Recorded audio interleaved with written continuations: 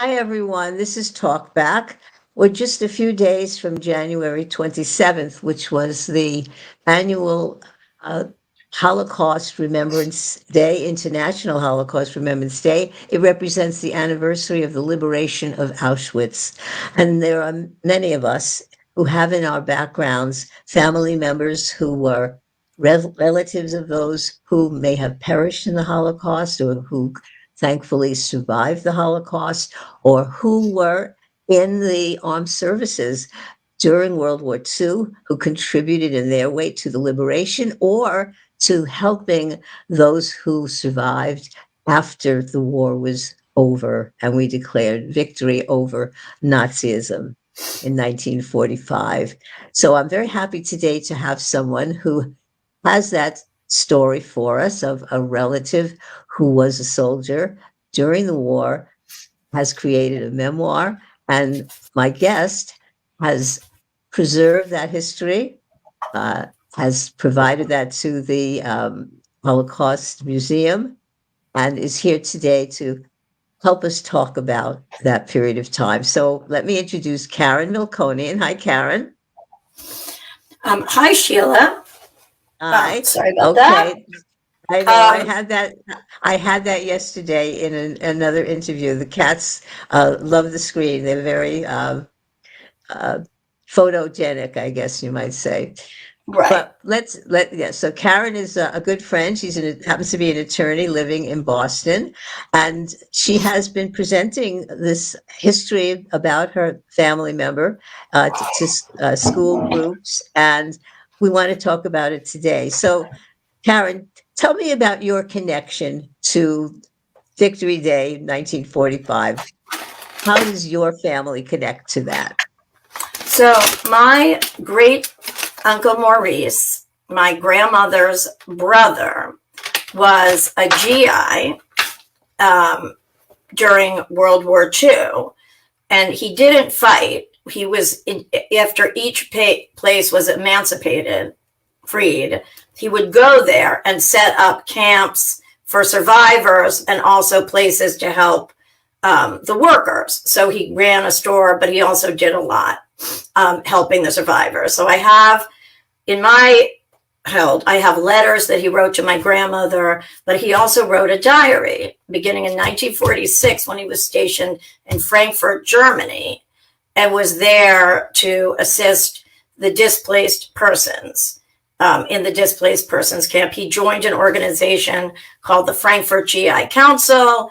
They went every Saturday to look at a different place. He wrote in a magazine called The Liberated, intended to send back to the United States to encourage donations. But his diary was very eye-opening. He tells the stories of everyone he meets, a very good writer. And he talks about what it looks like, where they're living, what happened to their families, and where they're trying to go.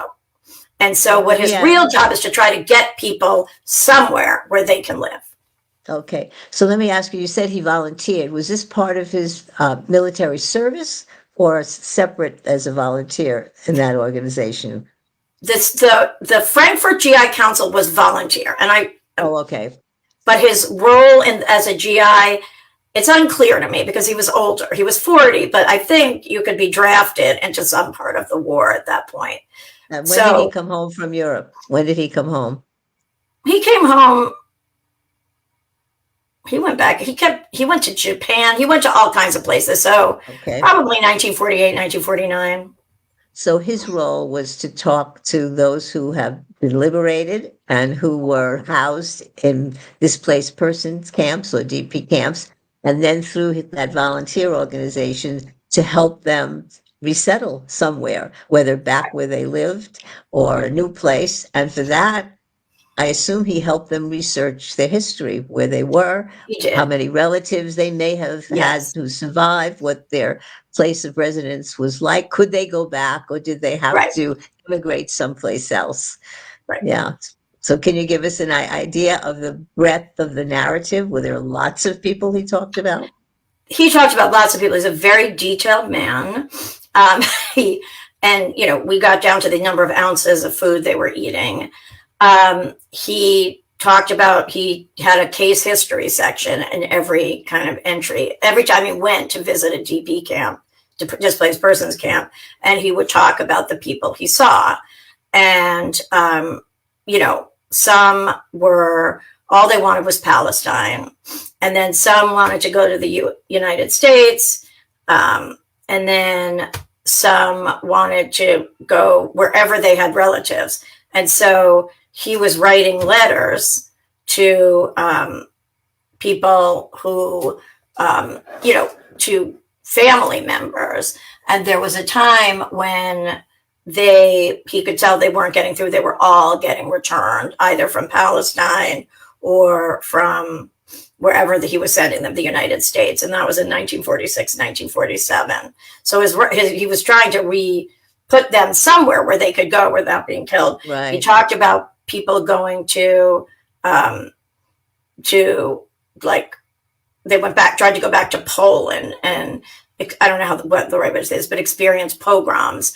And so there was parts of their family would get killed again. So they would go back to the American zone in Germany. So essentially there was nowhere to go other than this American zone in Germany, where they were awaiting a way to go somewhere that accepted them. Yeah. And they have been interesting. There was just a book came out recently on the Jewish book groups talking about marriages of displaced persons, Holocaust survivors, who many of them married their liberators or military people from the United States or Canada or Great Britain, and then emigrated to the United States with them. There's a whole book about the war brides from the displaced persons camp. Wow. I wonder if your uncle perhaps witnessed, is that anything in his diary, witnessed a marriage ceremony, because there were a lot of them in the displaced persons camp.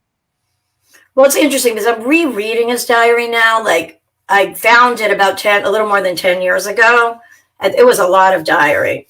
And I donated the first 2 years. I mean, it was a 30-year diary, but I donated the first 2 years to the Holocaust Museum. They gave me copies of it, and it's kind of hard to read. And so I want to go back. I'm going back and rereading it now with an eye toward what's happening today, the state of Israel. I remembered a lot about how people just wanted to go to Palestine. Right. And I also realized how ignorant I am about what history and how we got here. And at the time, I was just very focused on the people. And in fact, I Googled a lot of them and found the daughter of somebody who I'm in touch with, who lives in Israel, who I've been in touch with since, I've been in touch with for the last 10 years, but more recently since the October 7th attacks, to hear from that perspective of what it's like living there. Of course. So was this written in longhand, in his handwriting? Or yes, I don't know. Type. Let's see what you can see, but can you see this? Here. So it's really hard to read. And so I typed some of it up. I put little notes in it. And now I'm going back and looking at all of these case histories of people where they wanted to go, sort of in mind of thinking, at least what I'm hearing is sort of the negativity about the state of Israel and Jews. Like, I don't know that people mean it that way necessarily, but it seems to apply to all Jews.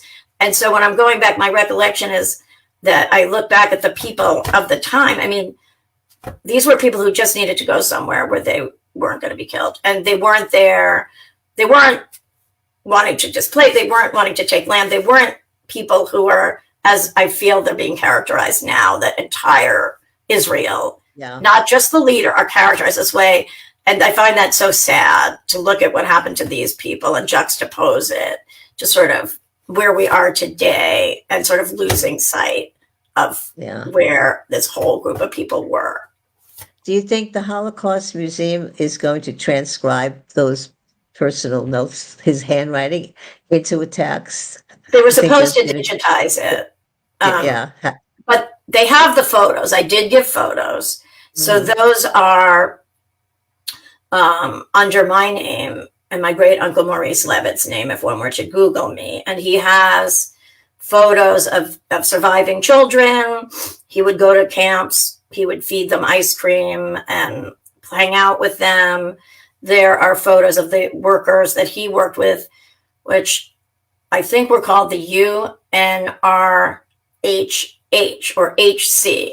I have to look in his diary, but it's, and that and the Jewish Welfare Board.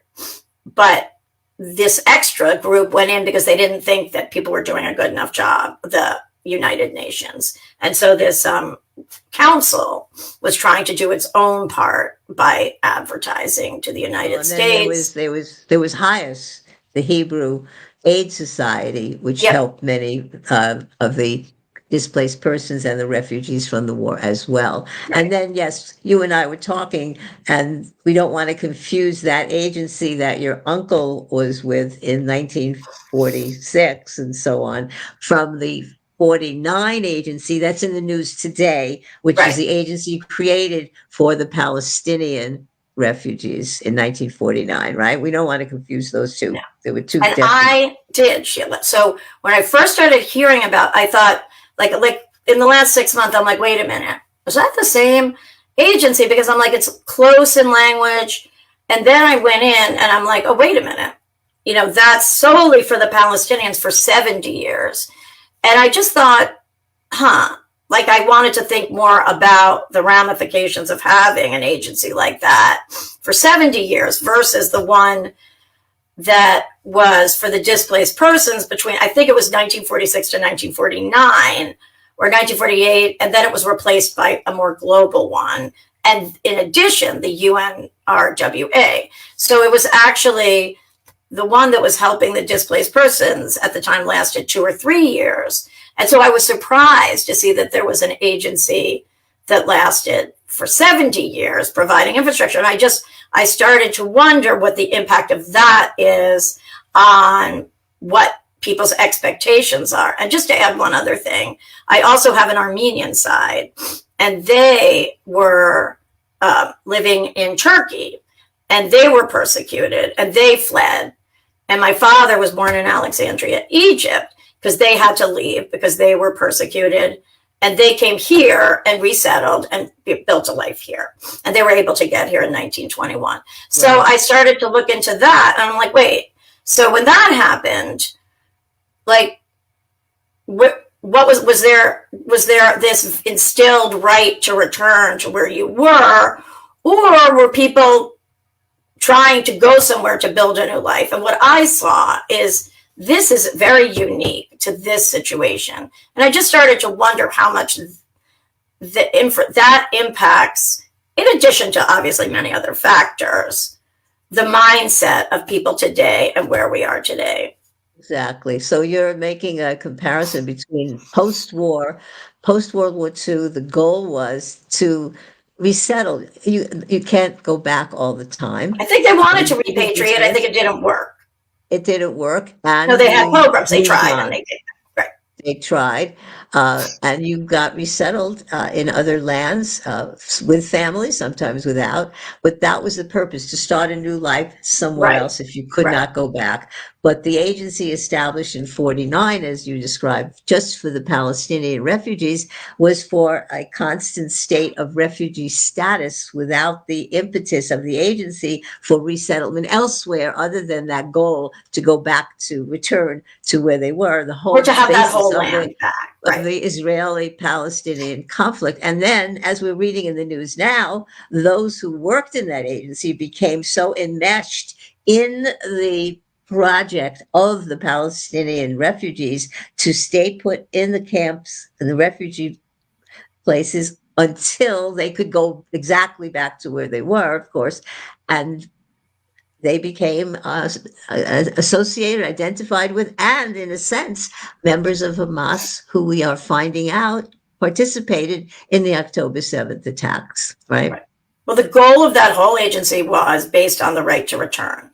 So I can't really speak to that concept in law. I mean, I know it's there, but it's just shock. I mean, I guess what really shocks me is that has been instilled, institutionalized by all of us who contribute. Like that, they provide healthcare, the schools, the housing, and all the social services. So the government there, Hamas, doesn't have to do anything, right? They don't have to pay for it because, and it's all the Palestinians and their descendants who formerly lived in what is now Israel.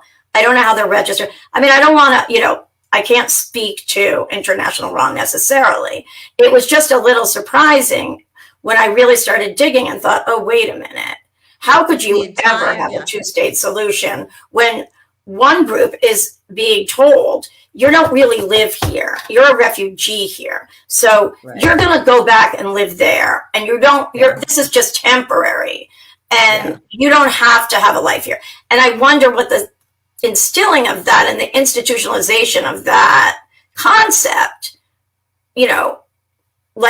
is really playing into what's happening now. Because if that's what you grew up with and that is your idea that you don't have what you're supposed to and you've been robbed. Now, maybe they have, whatever the situation was, I don't know that that's the healthiest way to right. And as this controversy is being coming out of the news, you learn that, as you said, the UN agency is the entire social service net for these people, from schools to medical to education, to every aspect of their lives, and millions are spent. And I think the United States, didn't we just stop funding it? We just put a stop to the funding until there's further examination. And several other Western countries did the same thing. And obviously there's going to be more inquiry into exactly what happened and who were complicit, if that's true, with Hamas. So let's get back. Just before we get to your slide, you have a presentation that we want to look at. We can see your uncle and some of his photographs and some of the documents. I want to ask you, tell me about Uncle. What was your relationship with him? Did you know him during his life? I did know him. And I just want to say that I lost my screen because a call came in. So I'm not seeing you. You can see me? Yes, I can see you. You're on the screen. And we also have the first page of your presentation. Diary. Okay. It's right up there. A small technical problem. So... Okay, so let's just talk while I'm going to talk. Your screen. Yes. So my great uncle Maurice, I knew him. He died when I was 13. He was a big part of my mother's life. He was very close to my grandmother. My mother's father left when she was little, and he stepped in to her life. He attended every event we had for Passover. He was very funny. He combed my hair all the time. He died when I was 13. I subsequently discovered he was gay, although I'm not sure why it didn't dawn on me when he lived with George for many, many years. But and he was great. And so, yes, I knew him. But the interesting thing is that he never talked about it. So I knew nothing of this, his life before me, really, that this had been a big part of his life, how much he had contributed to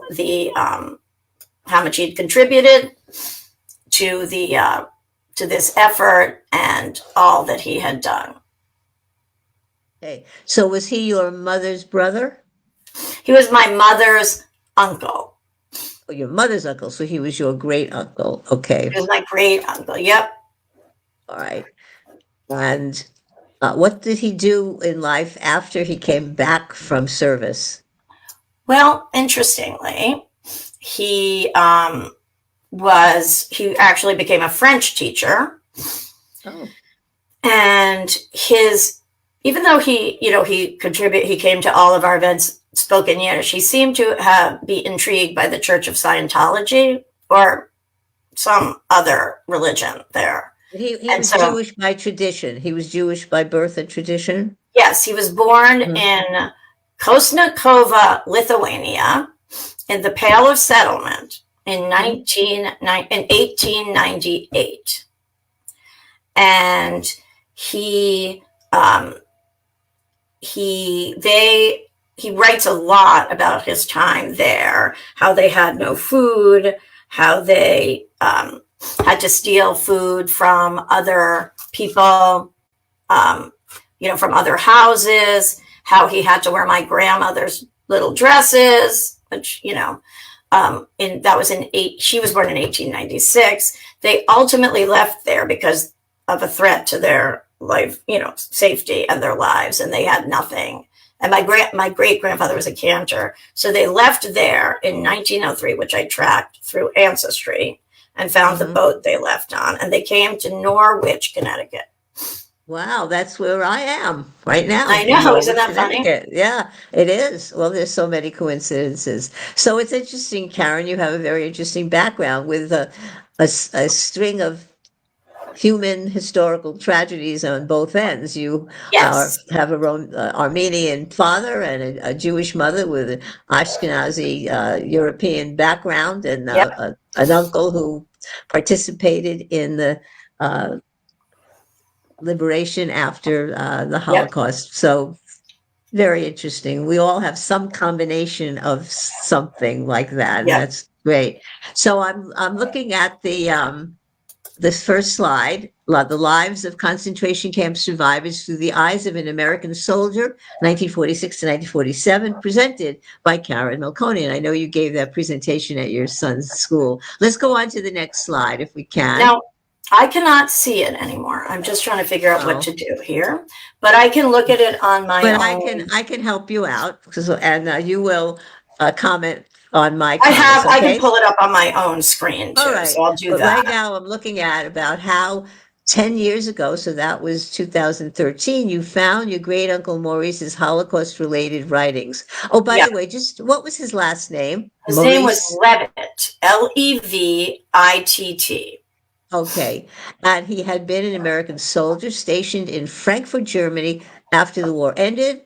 And you were sharing with us, as you shared with us, the schools, what you learned from his writings about the plight of the survivors of the camps. The next slide. All right, so And you'll have to tell me what you yes, did you see see. it? He was not on the front lines, as you mentioned, Karen, but he wanted to improve the conditions of the war survivors.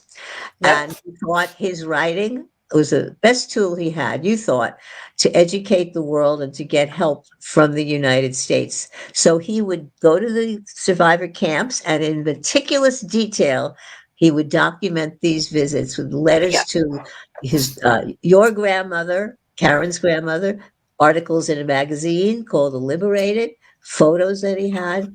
And in your presentation, you do have some examples of his writings. And as we said, the Holocaust Museum in Washington has the original diary, at least 2 years Yep. of it. And we're hoping that they are going to transcribe it and digitize it so we can read it more clearly on Right. the page. Yes. Sheila, And I pulled up the document so I you can have also it? go through. Okay, great. So we're on that second page, the writings of an American soldier Yep. and the DP camps, which we talked about.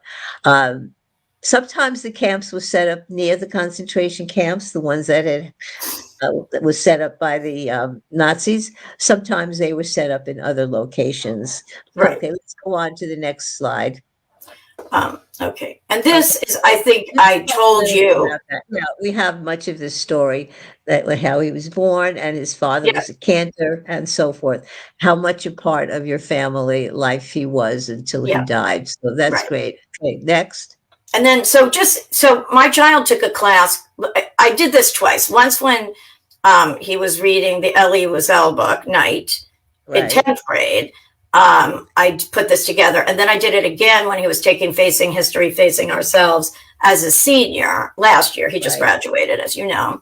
And so I added some information. So I think the plight of the Holocaust survivor, I gave them where they could look to learn more about, what it said in the Holocaust Museum, which they have an encyclopedia, and many feared returning to their former homes due to post-war violence and anti-Semitism. And he writes a lot about people, who tried and then had to go back to the American zone. So it's interesting, Karen. We don't probably read about that enough or talk about that enough. The fact that the war was over and the concentration camps were liberated, the displaced persons who, as you said, tried to go back, some of them faced pogroms, faced anti-Semitism, faced just as much disparagement and personal violence as during the war. And so it took years for the displaced persons camps to disband. They went on, some of them into the early 50s, helping people locate loved ones. Sometimes it took years to find out if someone in your family had survived and where you might go. And that's why there were marriages and cultures and Passovers and Hanukkahs in the camps. And he talks a lot about that. Yeah. All right, let's go on to the next slide. So the Frankfurt GI Council was what I talked about earlier, it was formed by chaplains made up of soldiers. The goal was to make lives better for the displaced persons, because the UN organization and the Jewish Welfare Board were also trying, but he saw a lot of, it wasn't pretty. So there are also photos. So this is a photo of them going to he's not in this photo, I don't think, of them going to a displaced person camp. So I donated this to the Holocaust Museum as well. We have that photo on the screen. Studio, do you have that next photo? I'm on the Frankfurt GI Council. Right, there we are. Yes, we see it now. Thank you. Yes, we see it. Frankfurt leading to a displaced person's camp. Yes, okay. So then here's the next slide. Can you see it? Yes. Orphans in the camp? Yep. So he wrote about, in his diary, he wrote about case histories. He wrote about times where he would go and visit the children, what they brought the children. And I had a whole bunch of photos that I found as well, which are now all with the Holocaust Museum, although I scanned them, which is why they're here.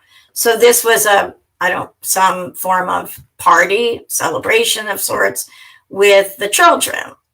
The one I find particularly sad is the one on the upper right corner with the girl with the Band-Aid on her knee, the baby, and the baby, and they just look older than they should look, I think. And, I've tried to find certain people, try to label them, which you'll see later I did manage to do some, but these are very telling. These speak volumes. So here in the bottom right, she's a poet, this person here, as I recall. He also labeled the photos, and look how excited these kids are just to see a person who's going to hug them.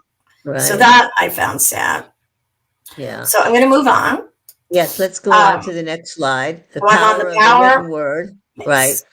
So what he wrote and what I see is he asked for goods and they sent them. So my family sent a lot of stuff back there, and he details exactly what they sent, and what he gave to each of the children. And the other thing he did was he wrote for this magazine I alluded to earlier called The Liberated, and that was distributed in the U.S. He wrote the most devastating article on children dying in hospitals from tuberculosis, and called them, the most egregious example of Hitler's, rampage on the Jews. Basically, they didn't die in the camps, but they died because they ended up ill with tuberculosis and other terrible diseases. And he writes about specific children that he visits, and he talks about them. It's extremely sad. Actually, look, you think of the Franks who might have survived were it not for being diseased. I mean, there was so much that killed them in the camps besides the Nazis. Yes. Yeah. So that was sad. So this was my, I don't want to say favorite, but when I was looking at his photos, this is the case history on the Rubensteins. And I saw the photo. I had the photo. It wasn't with the description, but when I read the description and went through the photos, I linked this description with this photo. If I can read this. We need to get to the photo. Can we go to the next slide? There we It's are. the diary case history of the Rubensteins. Right. Do you see the photo there? Yeah, Libby Rubenstein, Mosh, the husband, Yep. and Marek, the boy, and the Frida, the girl. Okay. So may I read what he wrote? Because it's very compelling. Sure. Okay. So this is in his diary, and this is in his section titled Case History, where he writes different stories, and this is one of them. When Hitler's hordes invaded Poland, they fled to Russia. While still in Warsaw, little Marek was hit in the head by shrapnel. He was in a children's hospital at the time, but the Nazis spared no hospital. When they fled, they left behind them the wife's parents, her 3 brothers, and her sister. When they arrived in Russia, they were first sent to Vologda, about 25 miles from Leningrad, but Hitler's armies were getting too near for safety. So in 1940, they were removed to Samarkand. There they remained, and until 1946. When the bombs ceased to fall and theoretical peace was declared, they elected to return to Warsaw and were provided with transportation and provisions. I'm going to the next slide. Upon their arrival, they found that the parents and sisters were burned in the crematoria in Treblinka, the notorious death camp, and that the brothers were starved and beaten to death in Maidanek. In the meantime, the brutal Poles were making pogroms continually so that their lives were in constant danger. Thus, they fled to the American zone in Germany, first arriving in Babenhausen and then transferred to Dieburg, where they are at the present time. They have no kin anywhere in the entire world, and their sole desire and goal is Palestine. The little family group gathered around the dilapidated parlor stove, which must have seen its day 20 years ago.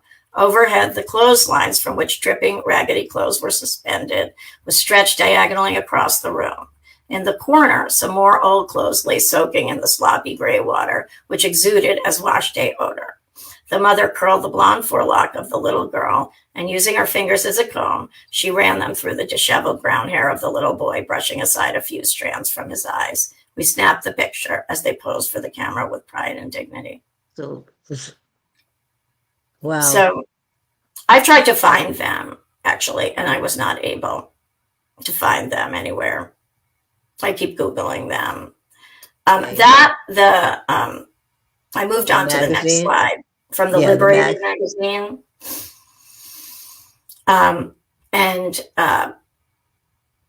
So I went on to a Liberate article called Steinatol, and he writes, on a gray and dismal Sunday afternoon in March, our car plowed its way through the mud down a narrow road. We were on our way to the Steinatol hospital to visit those whose bodies still evidences the ravages of Nazi oppression. The cold, penetrating drizzle seemed to be in keeping with the sadness of the mission. Wow. So actually, the Holocaust Museum found that article for me. I did not have it. Wow. So if anyone I have it if anyone is interested in seeing it. But my sort of most, I wouldn't say meaningful relationship with this diary was that this man do you see the diary, Tora Frankfurt from U.S. Soldier? Asher Hirsch? Asher Hirsch? Okay. Asher Hirsch. So Asher Hirsch is to the left of my great uncle Maurice, who's in the middle of this picture. Right. Asher, I'm not going to read everything Uncle wrote, but Asher led my great uncle Maurice and others through a tour of Frankfurt because he was from Frankfurt. He had left on Kinder transport after Kristallnacht, and he and 5 siblings got out. He then enlisted several years later, so he's maybe 26 here, or 24. He enlisted so he could go back and find what happened to the rest of his family, which were both his parents. One had been in a concentration camp, and then 2 little siblings who weren't old enough to be sent out. He talks about some terrible things and what he saw. He observed the flames of the burning structure from his window. and Rabbi Horvitz was placed in front of the flames as the Torah was thrown into them. So my uncle, moving on to the next page, writes about what Asher is telling him. And then, so that's what happened there. I Googled Asher Hirsch. Mm-hmm. I'm going to the next page. This is Asher Hirsch. I'm on Torah Frankfurt Continued. This is Asher and the other GIs who are taking the tour with them. So either my uncle is taking the picture, but he's not in the picture.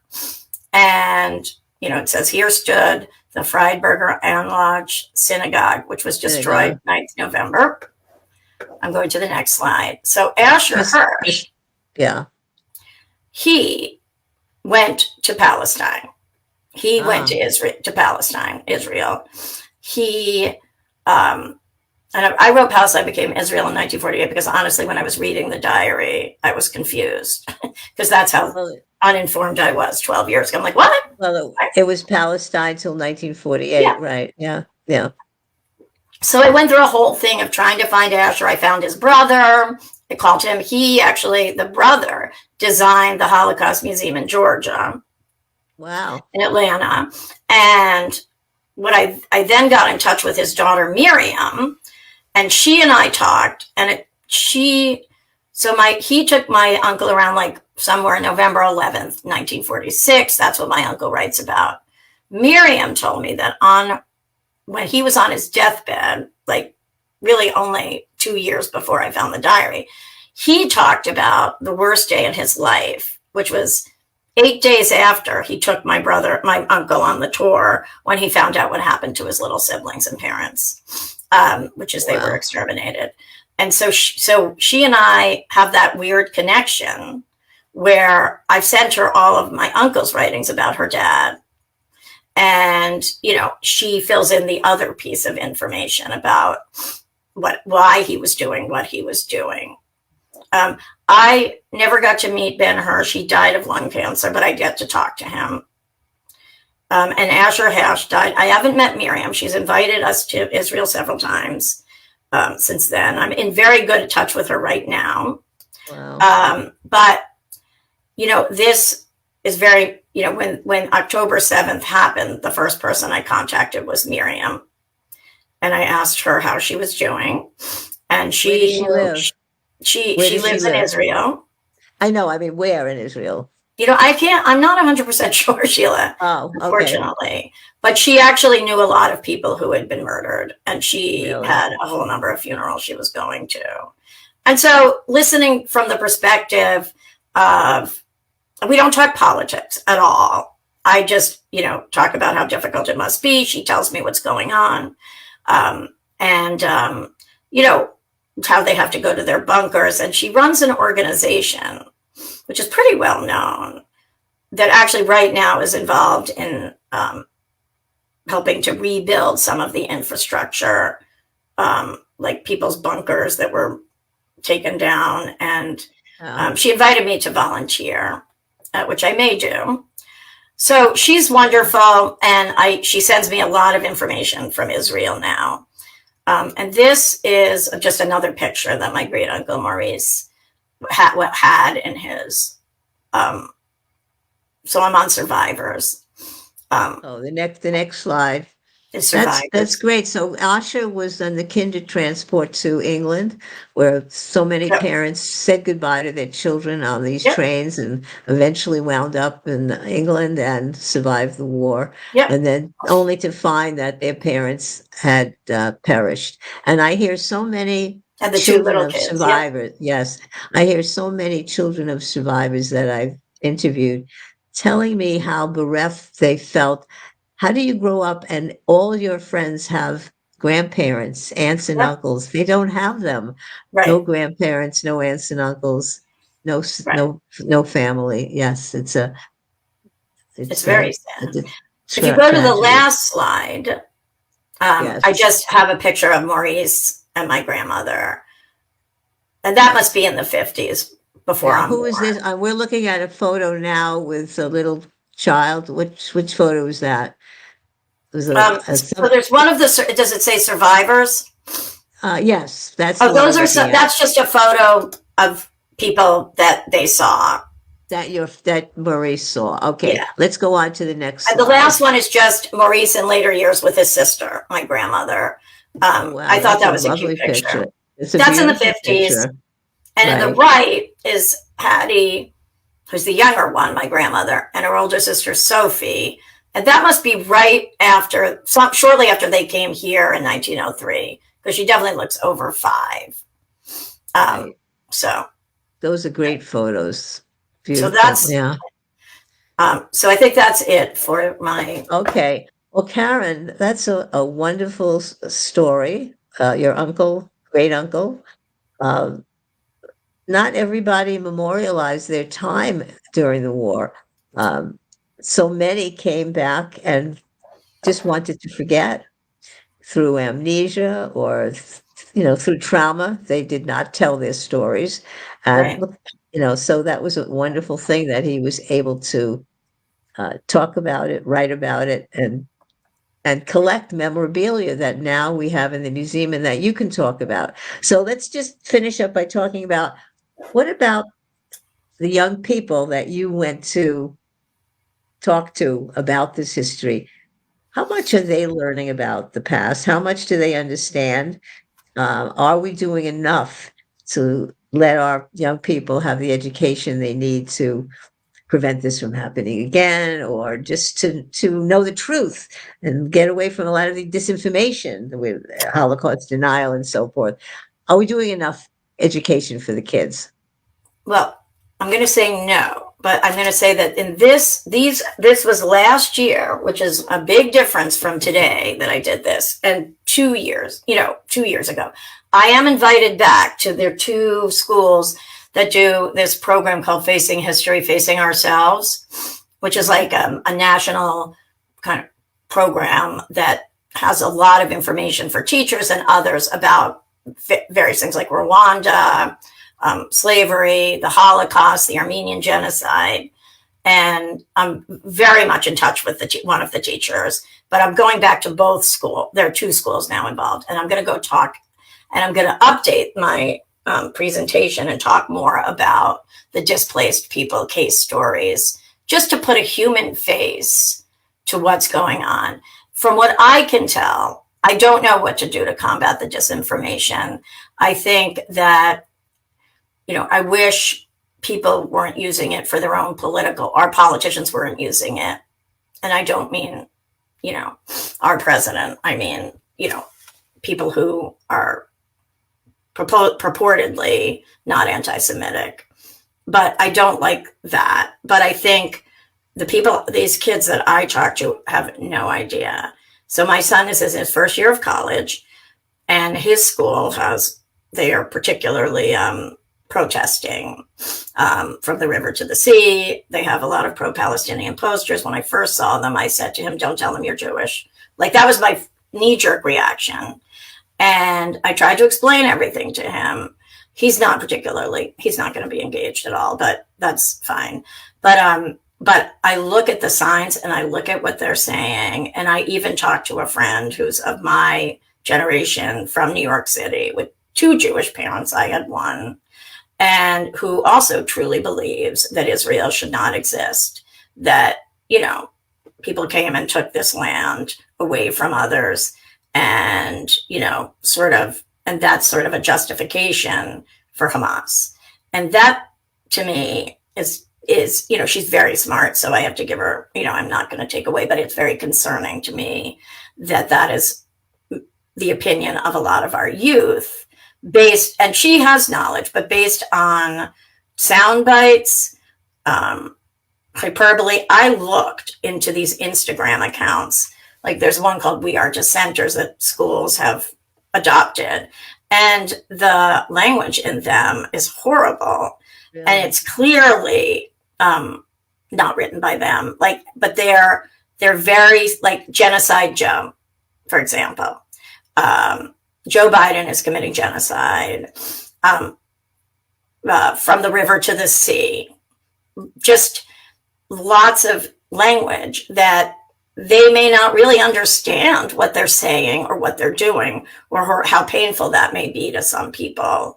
And I suspect they don't really know what they're saying. And because I don't know that any of us could really, I at least have spent now hundreds of hours trying to understand how we got here. And Sheila, I have to say, were the person who actually really set me straight, because I never had the best opinion of Netanyahu or Israel. I know that's political, but you actually explained a lot of history to me, and it really isn't about what's happening now. That's a piece of it. But there's so much history here of how it started, and I've read all of the, documents from Britain, like the white paper, and I've really tried to piece it together to have a narrative that, sort of is big picture. So I think people are really uninformed.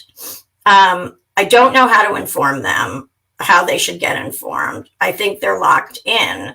I think it's social media, and there are sound bites that are just much easier than what the facts are. I'm concerned they'll stay home from voting on this one issue. So I'm very, very concerned. I know the teacher at the school that want me to come talk are trying to combat some of the misinformation. I cannot tell what his college is trying to do. It's not clear. Well, there are a lot of schools that have Holocaust programs, but some of them don't go, as we said, into depth about the history. And of course, it's very easy, and our young people are attracted by the simplicity of the Palestinians being the underdogs. It's very easy. The underdog, right? And we don't talk about the sophistication of the history, or the fact that when you talk to scholars, they say, well, perhaps we have a settlement if we can talk to the moderates on either side. And no, you don't have to love Netanyahu to support the existence of Israel. And, people get confused with, is it anti-Zionism? Is it anti-Semitism? You can believe in the existence of Israel as a nation state, as a Jewish state, and you could be vehemently opposed to Netanyahu and what he's doing. The very fact people don't get that at all. Prior to October 7th, the Israeli country was in turmoil in a democratic way. People were peacefully, for the most part, taking to the streets by the thousands, by the millions, to protest what Netanyahu's government was trying to do with regard to the Supreme Court in Israel, to change their power. And the democratic impulse of the people in Israel is still great. And they were protesting, but as soon as October 7th hit, they became one, because they believe in Israel. They don't believe in Netanyahu. So these complexities are beyond some of what our young people in the universities or the high schools even are thinking about. It's very, we're in tribes. In politics, we're in the tribe. There's no middle ground. There's a lack of education. So even though there's been a push for schools to teach the Holocaust, and that's great. The Congress passed a law a couple of years ago to get more education about the Holocaust, and the museum in Washington was given the role of administrating a lot of these programs, getting them set up around the country, funding them. That's all great. But I wonder if going beyond the Holocaust to the basic history of how the Holocaust happened is what we need more of. And how the land how the land was divided, and war has consequences. So, if Britain, I don't know what you call it, had the land, and they divided it. So, what would have happened if the Arab people there had accepted it? What would have happened if there hadn't been so many attacks? Now, this is something that people on the I'm going to call it pro-Palestinian. I'm not anti-Palestinian. I'm just going to say the people that identify themselves in that way, will say, well, that's not really what happened. It was actually Israel that came in and pushed them out. And from everything I read, it really is unclear. Like, the land was divided, and Israel was given borders, and people wouldn't accept the borders. And so Israel was attacked. And I guess I just have to wonder, what do you do if every side of you wants you killed? I just think there's so many different perspectives. Yeah. And as Gazans, people who were there to actually legitimize their refugee status and institutionalize it as if it's temporary and they don't need to settle, because them and all their descendants should get back what they had, just for that mindset, is also tragic. Right. And that right of return is one of the big obstacles in Yes. the peace settlements that have been proposed over the years. But yes, you can survive as a human being pro-Israel and pro-Palestinian. And that's what we need to do to settle this thing. But we are, as I said, in our politics, it's tribal. We'll get political for a minute. Look what's happening with the Congress not wanting to provide any aid for Ukraine or Israel unless there's some package of everything they want on immigration in the US on the border. But yet They won't take they it. don't want to do that because they want to preserve it as an issue for Right. the election. I hope President Biden and the Democrats really make a big deal about that hypocrisy and about that political cravenness and so forth. So, yes, we've lost the ability to ever come together, pass a Right. law. Right. So, all right. So, Karen, I'm going to just give you 1 minute of some final thoughts, but thank you so much. This was great. Thank you, And Sheila. I hope you continue to spread this information and at least tell the kids they have to open their eyes, open their books, open their history, and not just do what's popular on the street. Oh, Right. I'll take this placard and stand outside with it because my friends are doing that. Well, there's Yeah. Instagram bullying too. So if you don't Yeah. write you're pro-Palestine, you get a lot of flack. I've talked to several people who haven't said a word and they're bullied. And I don't know who does it, whether it's AI, whether it's, but the big fear for me, and this will be my final thoughts, Sheila, is that our youth that are sort of see this as the underdog issue and who don't really have a sense of what happened and why Israel came to be, or who the real people were that lived there, not the globalist Zionists or whatever words they use, are going to stay home. And I've heard this from people because both of them, they say both of them are bad. And I'll say, well, why? What does Biden do badly? He's committing genocide and he allowed our abortion rights to be taken. So right there, it tells me that our education is very poor. Yeah. All right. Well, I believe when November comes around, and we shall see, people will come home to do the right thing. It's a binary choice, and they will make the right choice, I hope. So on that positive note, thank you so much, Karen Thank Melkonian. you. We'll see you again on the Political Pundits. Where you will be one of the pundits on February 16th. Goodbye now for Bye. Thank you so much, Bye. Sheila. Thank